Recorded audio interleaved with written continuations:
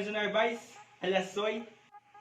Bago tayo dumako sa ating tatalakayin tutorial, recall muna tayo sa notation na gagamitin sa differential equation. dy over dx or dy respect dx. Ito po yung first derivatives. Tapos ito na po yung second derivatives. And the last po ito, third. Para mapadali natin ang notation na to, sa first derivatives, pwede natin gamitin ang y prime. Sa second derivatives naman, pwede din gamitin ang y double prime. At sa third derivatives, ang y triple prime. F prime of x for first derivatives, f double prime of x for second derivatives, and last naman po, f triple prime of x sa third derivative. At yung panghuli naman po, ginagamit pero that not common. Ito pong y na to, may dot sa taas na nagre-represent ng first derivatives. Tapos, ito na pong y na may dalawang dot sa taas ay nagre-represent naman po ng second derivatives. Yan po. At yung last naman po, y na may tatlong dot sa taas is nagre-represent naman po ng third derivative. Next po, some differential equation. Meron po tayong limang example na i-satisfied kung ordinary or partial differential equation. There are two kinds of differential equation. First is ordinary differential equation. A known function depend variable usually on y. Depend on only one independent variable. Next is partial differential equation. A known function depends on two or more independent variable. So, good day guys. I'm Denver Di Pakulan. And lang natin yung nasimulan ni Narvaez na mga differential equation. So, isasatisfy natin sila kung yung number 1 ba is ordinary differential equation and o kung partial differential equation. Now, we satisfy the number 1 if this differential equation is ordinary differential equation or partial differential equation. Therefore, this equation has a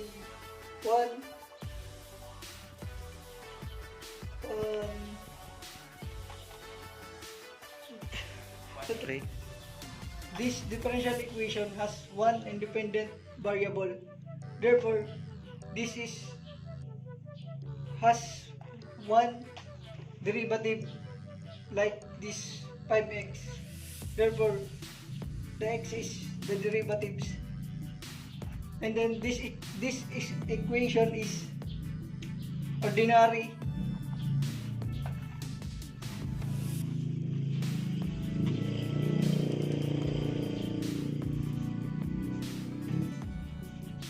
Therefore, this equation is ordinary differential equation. It satisfied the ordinary differential equation because depends on only one independent variable like this x.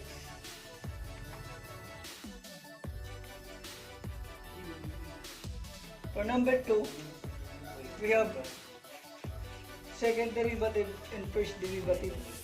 But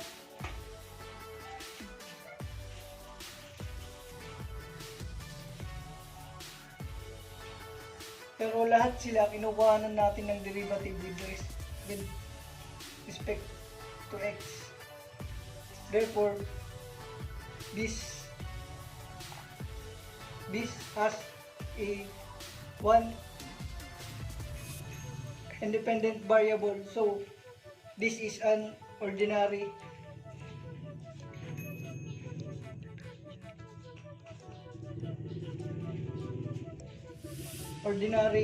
differential equation. For number 3 naman, we have third derivative raised to 4 and fourth derivative raised to 2.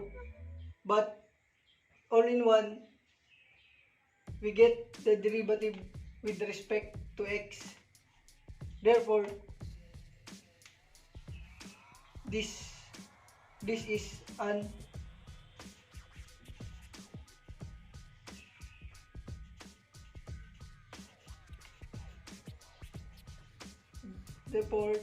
ordinary differential equation. For number 4 naman, we have this third derivative raised to 4 and the second one is fifth derivative raised to second and the third one is dy over dx raised to 7. But this all, we get the derivative with respect to x. Therefore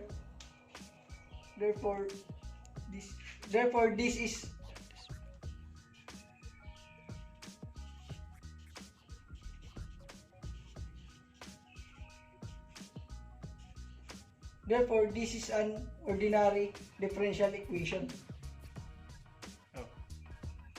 For the last one is very obvious naman kasi because of this notation that this is partial derivatives, say second, but the derivatives is y and the second one is x. Therefore, this last example is partial differential equation.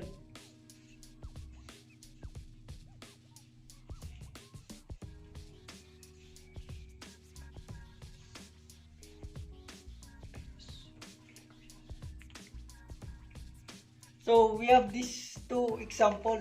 So very obvious naman kasi ginawa natin kanina, di ba? This is the notation of partial derivatives. But it has the derivatives of y. And the second is derivatives of w. Therefore, this is an partial differential equation. And then the last example is we have the notation partial derivative of x raised to second, but the derivatives is y and the second is say squared. Therefore, this is an partial differential equation because of this notation. Hello everyone, my name is Anthony Kiti and welcome to my vlog. And now let me introduce to you na kailangan sa differential equation ang order and degree. Meron tayong 5 some differential equation. And okay, let's start the definition of order. Differential equation is the order of highest derivative pairing in the equation or yung pinaka highest derivative. Next is the degree down DE can be written as a polynomial. In the unknown function is the power to which the highest order is derivatives is raised. Yung highest order derivatives and hanapin natin yung power at kung saan siya naka-raise. Ayun yung degree.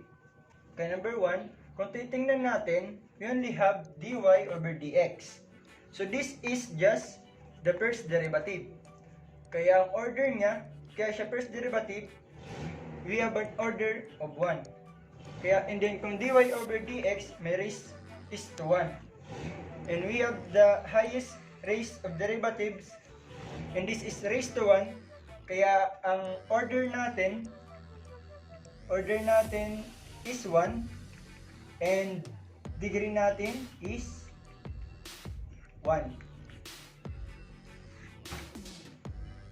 Pagkuha ng order and degree ng isang differential equation. Here, number 2.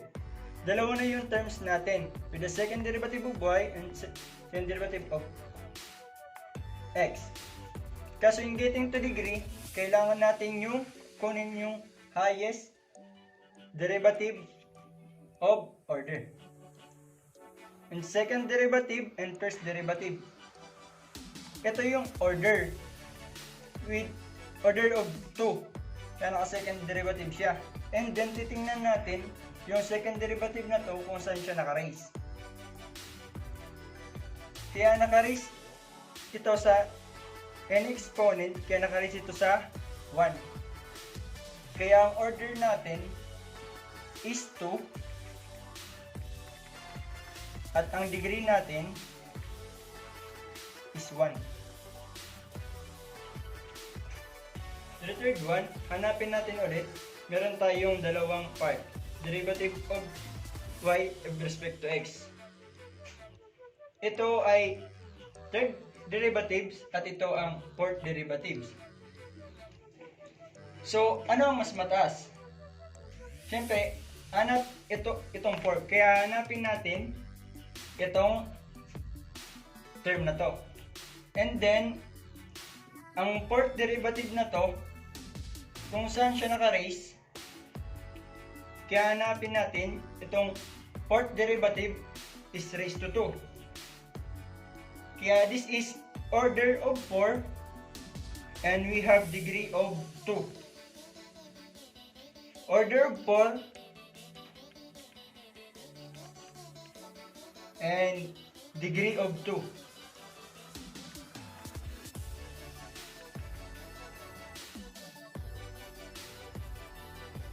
Naka-raise siya sa 2, kaya yung degree niya is 2. Next, isahanapin ulit natin yung third derivatives and fifth derivatives and the first derivative. Hanapin natin yung pinamataas, bali yung fifth derivative. This is derivative 5 raised to 2.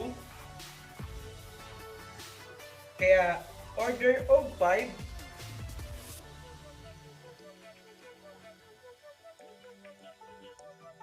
degree of 2. Kasi naka-raise siya ng 2.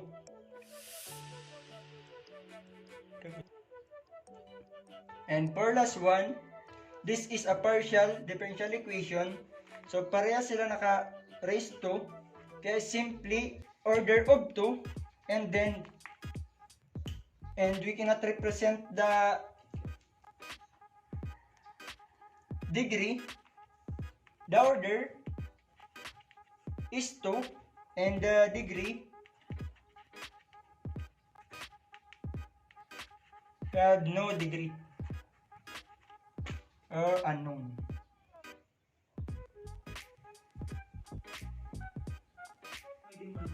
Good day, I'm Julito Romero Pines.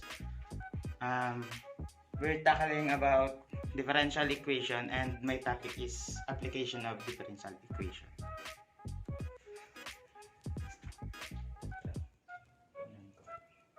So the equation that we are solving is y double prime plus 2y prime is equals to 3y. Can be written as f double prime of x plus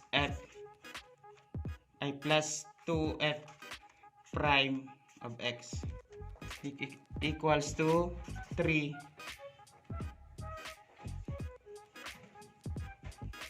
f of x. Also can be written as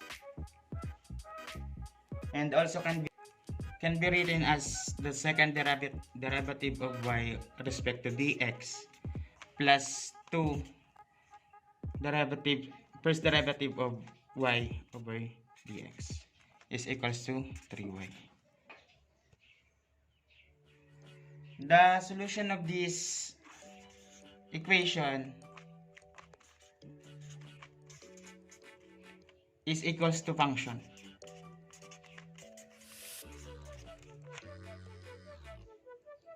And the first solution is, we assume that y1 is equals to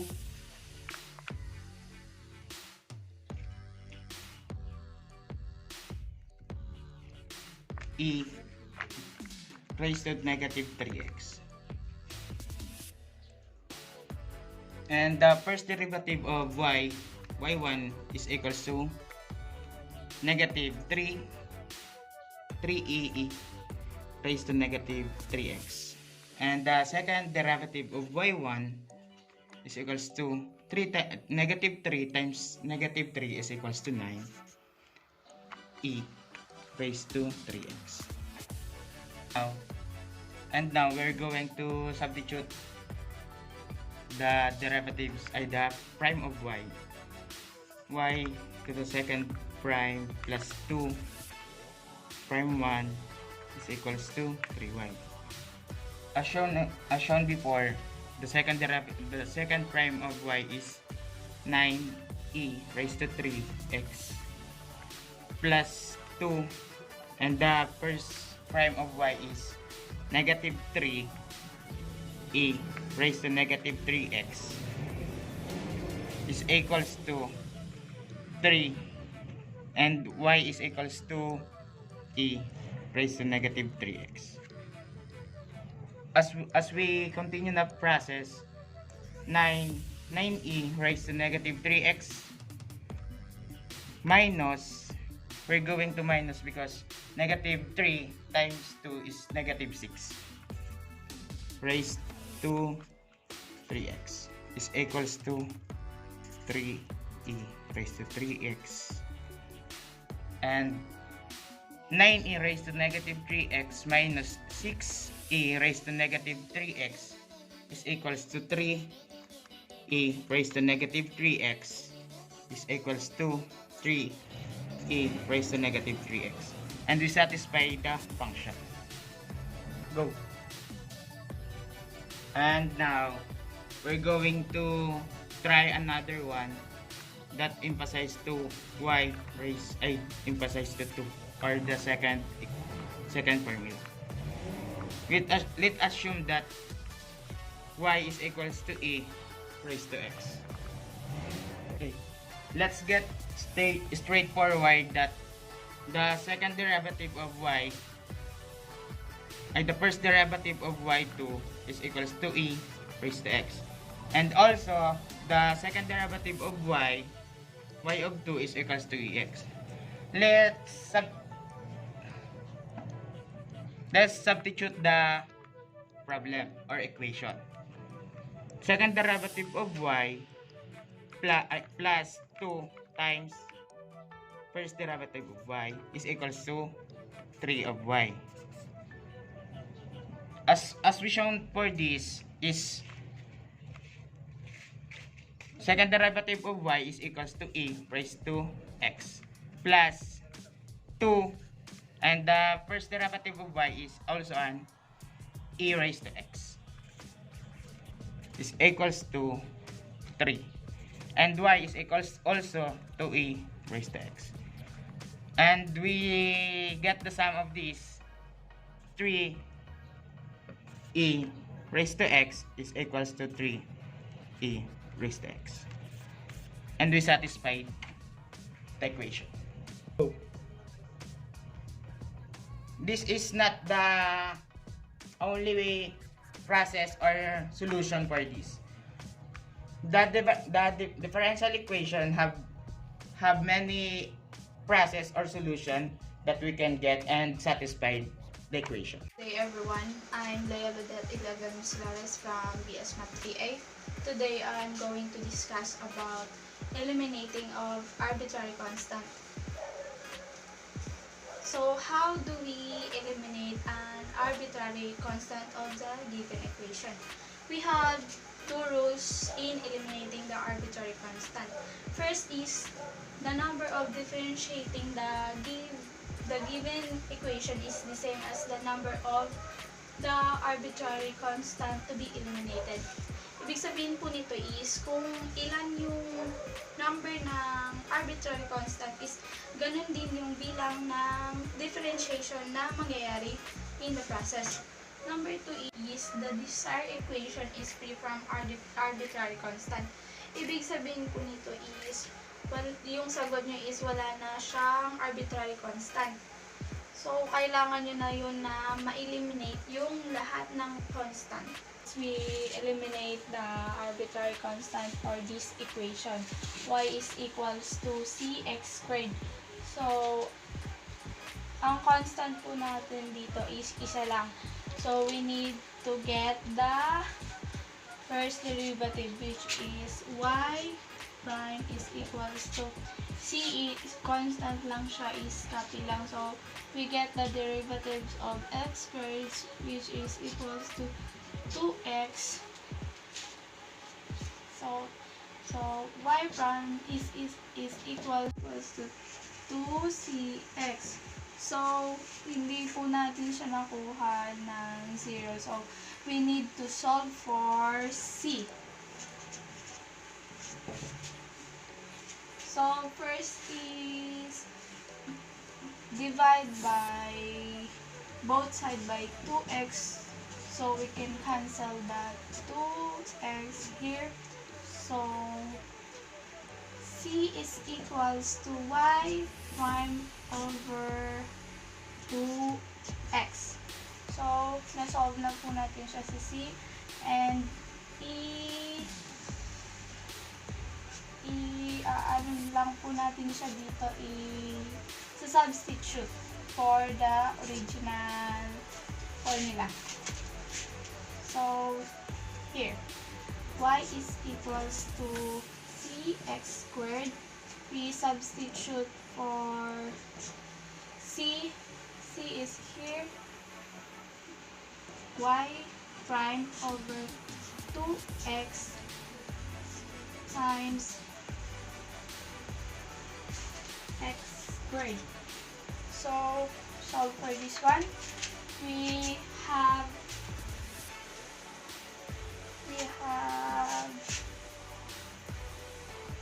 cancel this. So, may nanditila tayong x dito. Y is equals to y prime over y is equals to y prime x over 2. So, diba, times both side by 2. So, para maging maganda yung pinalabasan natin. So, 2y is equals to y prime x. Kasi na-cancel siya. So, yun na lang yung sagot ko. So, pwede nyo pa din siyang execute by 0. So, 2y is equals to y prime x. So, pwede nyo pa siyang i-eliminate para maging maganda yung sagot. So, 2y is minus y prime x kasi pinag-transpose here is equals to 0. So, ito na po yung final answer natin. 2y minus y prime x is equals to 0. So, wala na po siyang arbitrary constant. So, that is the final answer. Example is y is equals to ax squared plus bx plus c. So, tatlong constant po siya. So, tatlo din ang magyayaring differentiation. First, the first derivative, which is y prime is equals to a. Get the derivatives of x squared is equals to 2x. plus the derivatives of dx which is equals to b. Si c is constant lang siya, so 0 na lang siya yung value niya.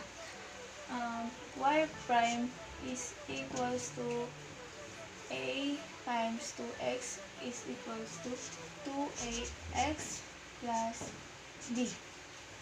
So, ito na po yung equation 2 natin. Ito po is equation 1. Get the y double prime is equals to, so, kukunin na din po natin yung derivatives nito. The derivatives of 2ax is equals to 2a na lang siya. Plus, b is constant, so 0 na lang siya. So, y double prime is equals to 2a. Ito na po yung equation, third equation natin. So, since na tatlo yung constant natin, so hanggang y triple prime yung pupunin natin. So, the derivatives of 2a is 0. So, ito na po yung final answer natin of the example number 2. So, that's all for today. Thank you all for watching.